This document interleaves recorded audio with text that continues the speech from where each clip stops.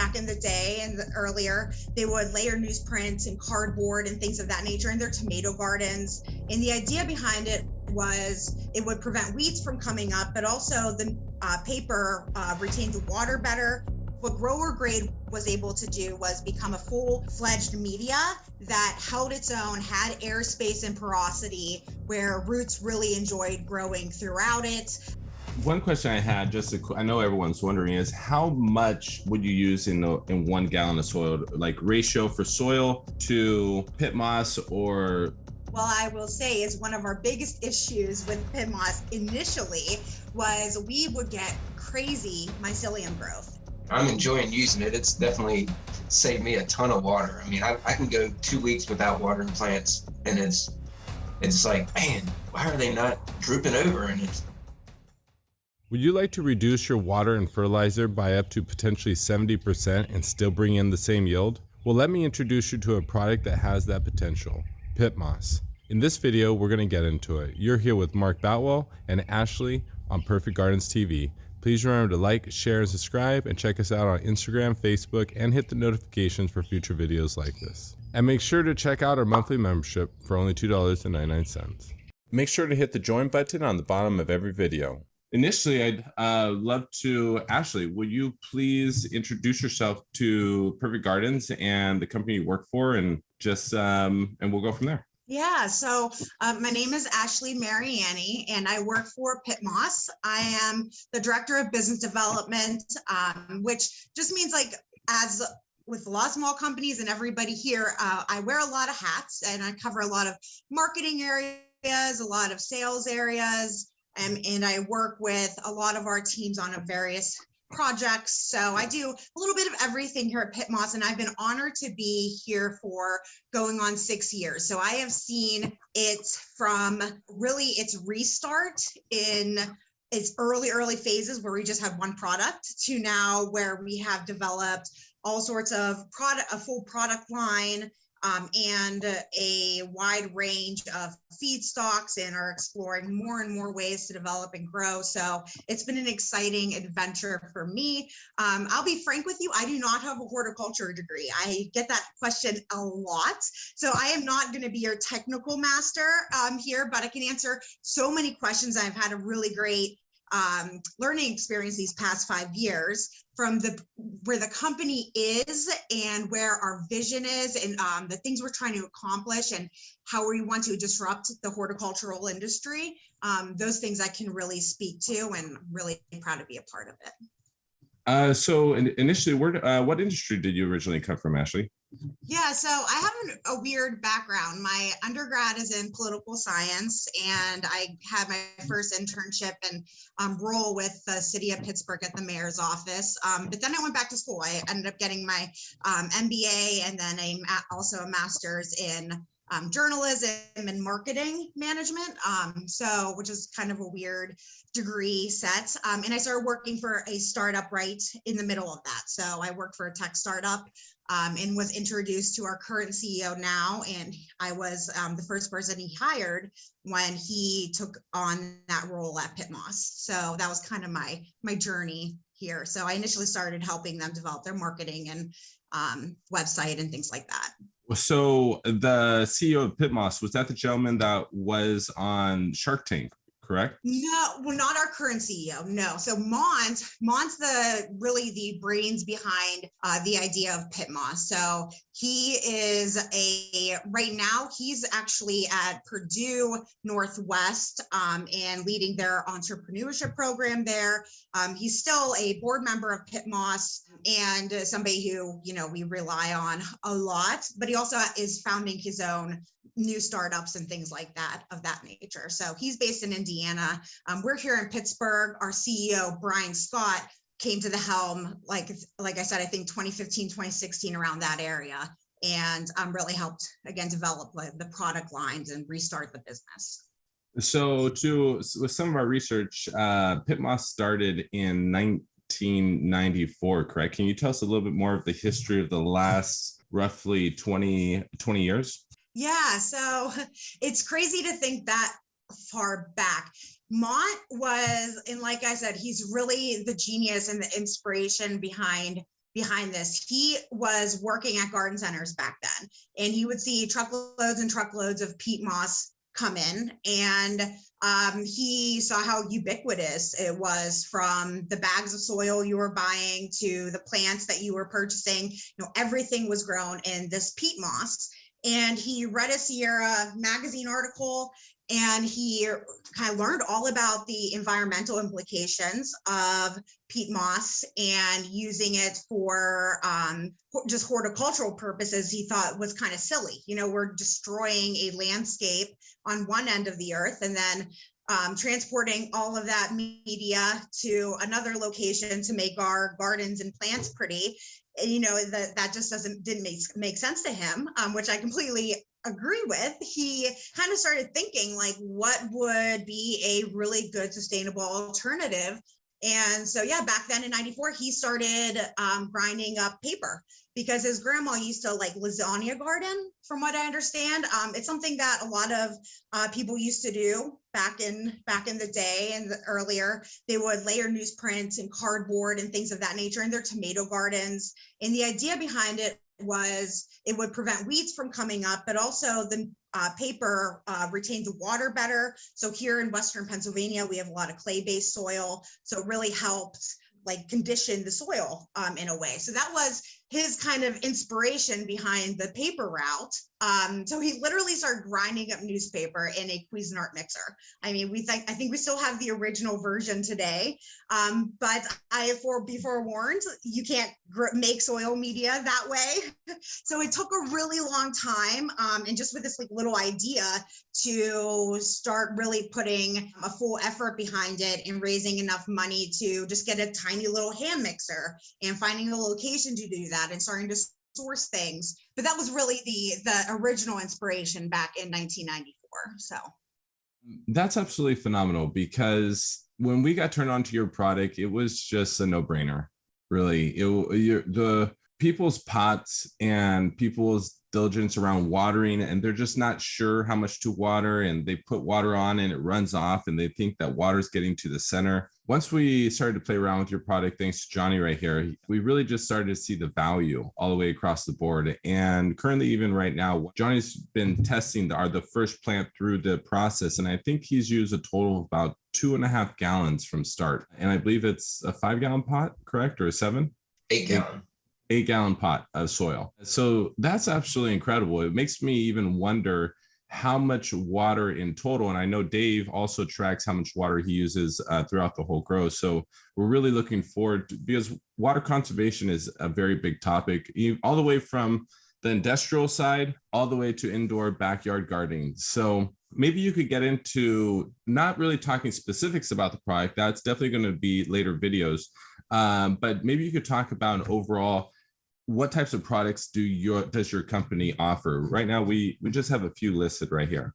Yeah, so when Mont's first variation was what we like to call grower grade, and it was this gray material. It looked nothing like soil. Actually, that's actually a pretty good shot of it right there. So you can tell it's like, just looks like dryer lint is something I hear a lot. And this is generally not that attractive. But grower grade, really the foundation in figuring out that product, which I would love to get into, was really the start of it all. Because what grower grade was able to do was become a full-fledged media that held its own, had airspace and porosity, where roots really enjoyed growing throughout it. It wouldn't collapse on itself, and it retained its structure. So that initial mix, grower grade, was really I like to say, the origin of all of our products. So the grower grade, like I mentioned, is there before, and it's still in use today. So people will use that as typically a amendment or a part of their mix that they're using. We have various formulations of grower grade.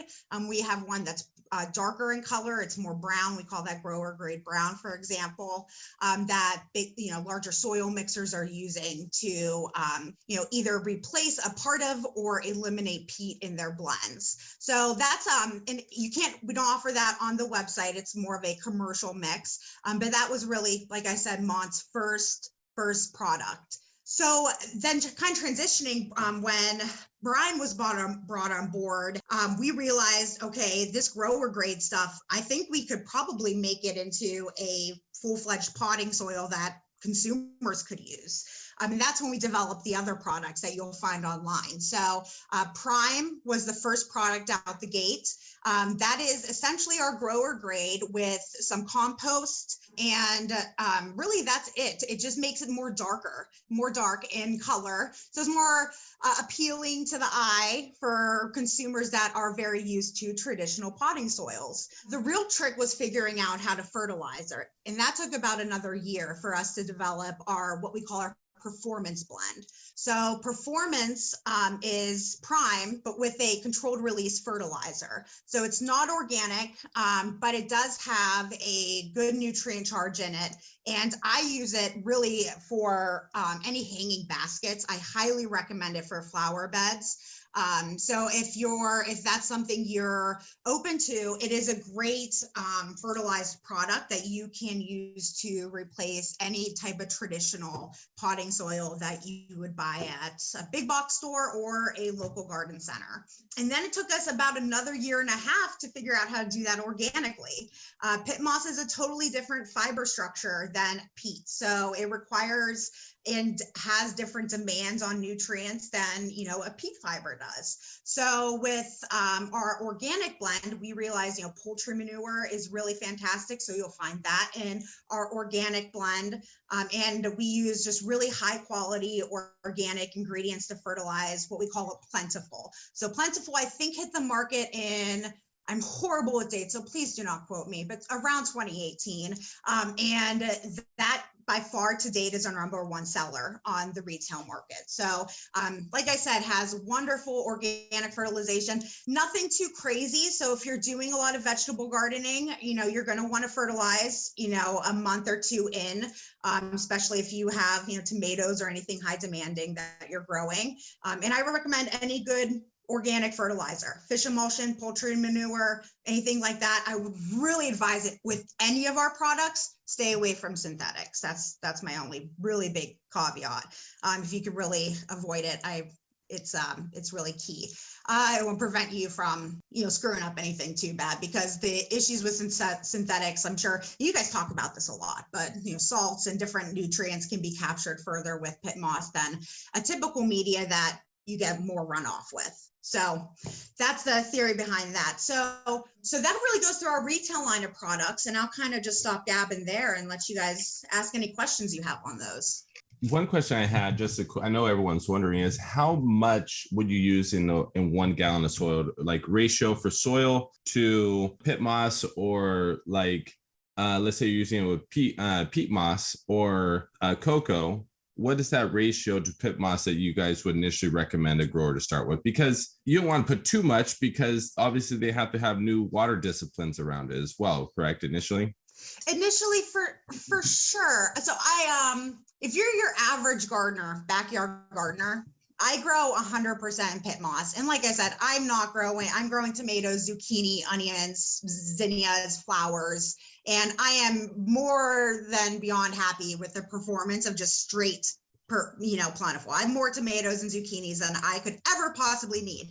However, I know there are more demands you get a lot more technical as you start growing things like cannabis and other types of plants, and especially if you're in a greenhouse setting.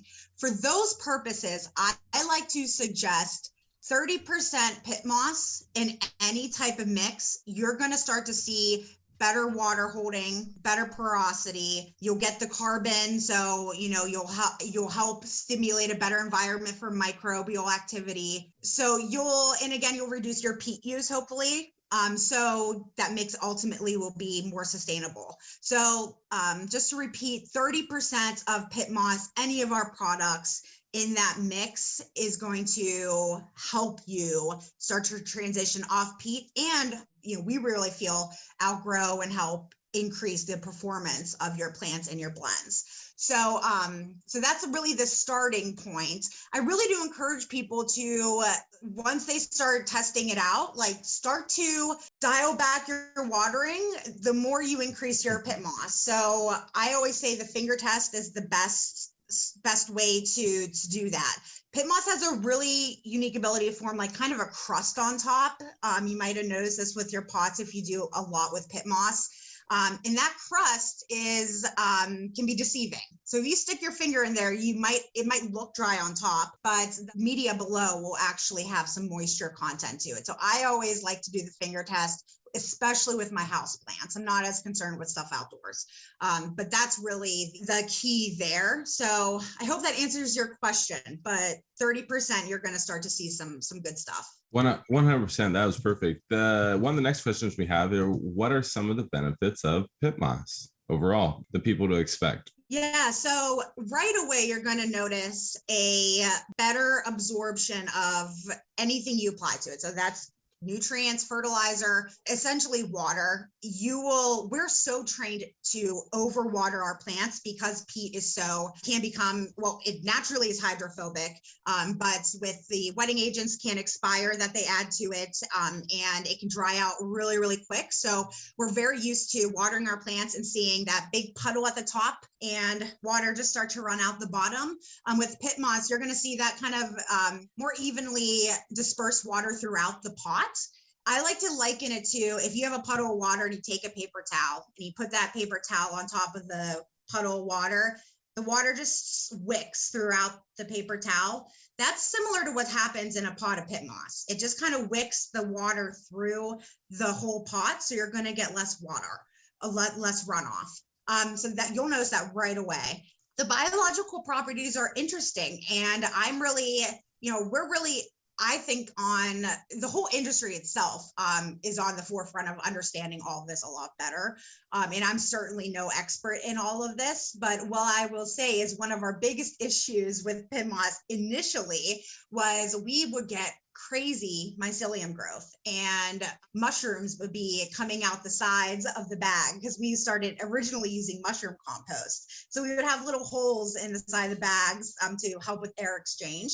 And for the casual gardener, that might scare you off. I think your audience is a little different, but we had to actually move away from mushroom compost because it really, really took off. And so it is a wonderful source of carbon and readily available carbon.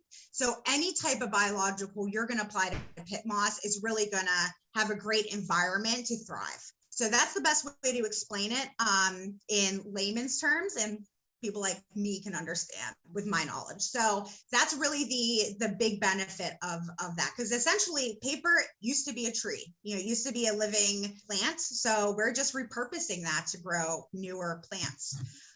Again, we have wonderful carbon emission savings, landfill savings. I mean, we go through hundreds of tons of paper that would be going through the landfill. That's cardboard, that's newsprint runoff. Believe it or not, we have dust that from cardboard manufacturing that comes in a massive stack. That's about, I'm 5'4", it's about 5'8" feet high. So it's, that all goes to the landfill. We're repurposing that, putting that into our soils and animal bedding. So we're really proud of that. And then being able to also capture the amount of carbon we're saving with our material. So anytime you're using a bag of peat, a 2 cubic foot bag of peat is like burning 22 pounds of coal. So those are the equivalent. So we can actually measure, how much our customers are saving, even by doing just 30% of pit moss in their mix. That is absolutely phenomenal. This was also another one, just to make it clear, asking one more time, what medias can pit moss be used with? Right here, we found this right here on your website. Yeah. Just in case they're wondering, just right here, you have, maybe you could go through it, organic, you have your fertilizer blends with your cocoa, pit moss.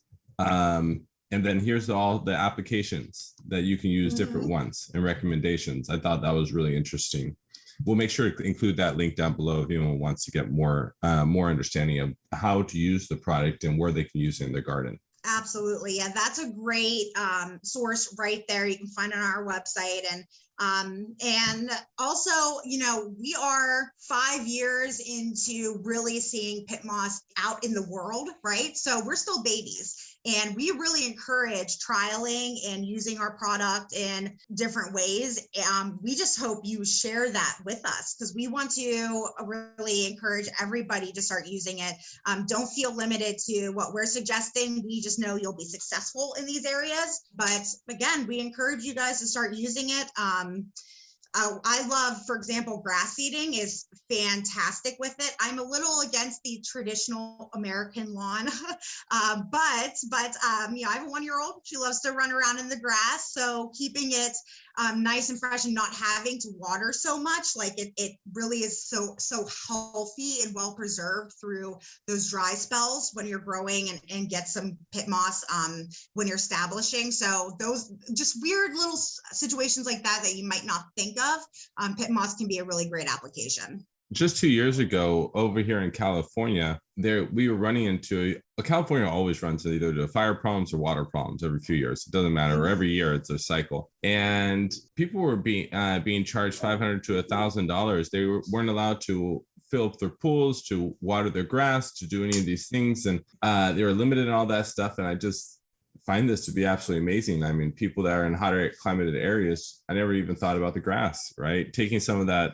some of your material, layering it in there, and they probably don't have to water as much. That was obviously, yeah, mixing it with grass seed really helps prevent, because that coating develops, that crust I was talking about, it actually preserves or molds to the surface, contours to the earth in a way that the grass seed kind of stays in place. It almost protects the seed. So you get a lot of less, you have to reseed significantly less, and grass seed prices are going through the roof. I actually just spoke to about 40 landscapers about 2 weeks ago. And so, it's a big benefit for that.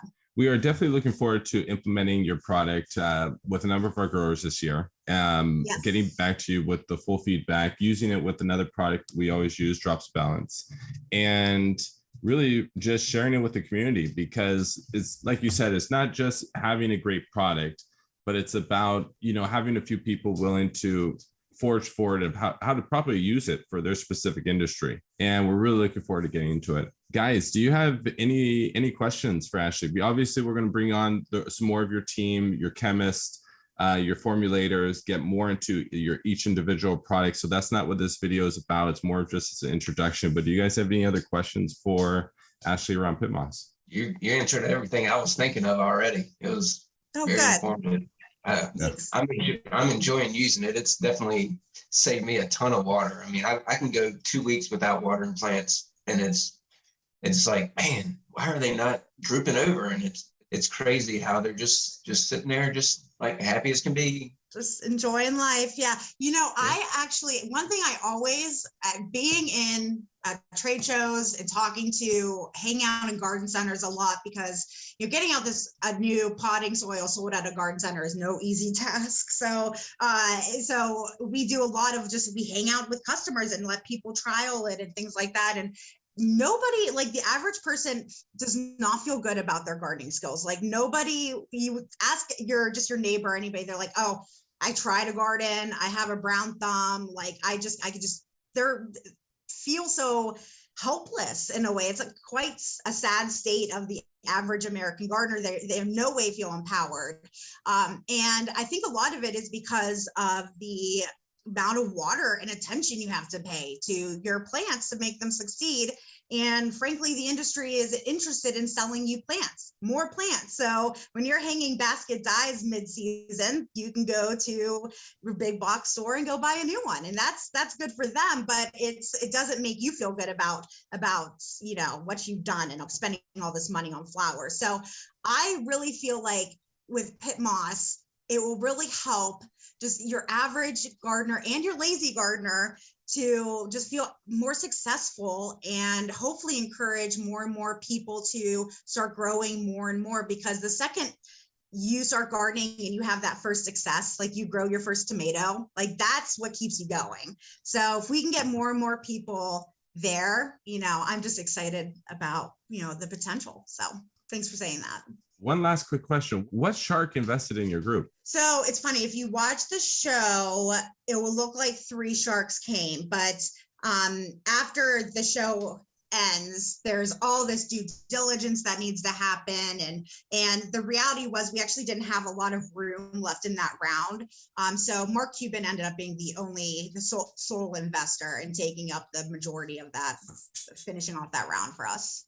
A fundraising round. Do you think we can possibly get Mark Cuban on an interview this year?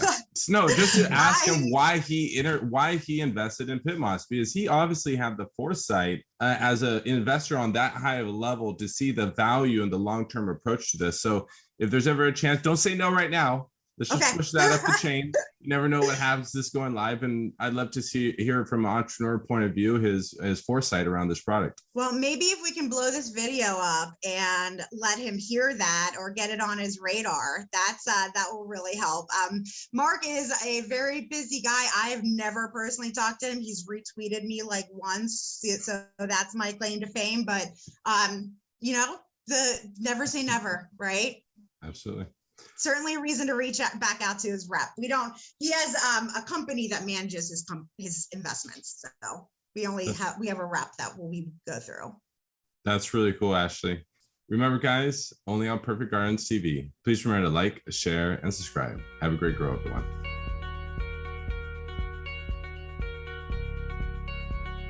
Let's move on. There's so many questions here. It says the numbers here are these in parentheses. They're not the targets. That's not what I'm trying to get. When I formulate, this would, to me, is the highest I would want to go. I would never want to go above 250 parts per million nitrogen, even in veg. That's too much. I'd really more like to see 220 is the most I would do.